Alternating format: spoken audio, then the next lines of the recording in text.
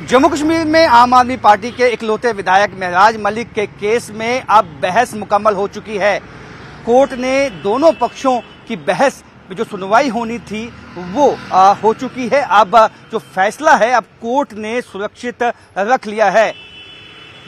गौरतलब है कि महराज मलिक पे पीएसए के तहत केस चलाया गया था, जिसमें दोनों पक्षों की बहस जो है अब मुकम्मल हो चुकी है। फैसला सुरक्षित हो चुका है।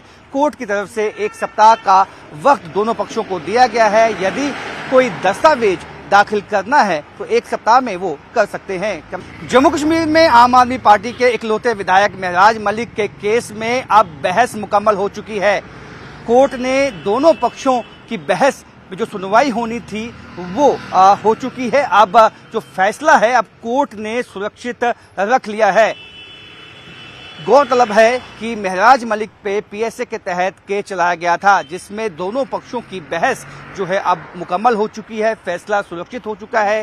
कोर्ट की तरफ से 1 सप्ताह का वक्त दोनों पक्षों को दिया गया है। यदि कोई दस्तावेज दाखिल करना है तो 1 सप्ताह में वो कर सकते हैं। कैमरामैन चांद के साथ राजन वैद, न्यूज़ 18 जम्मू।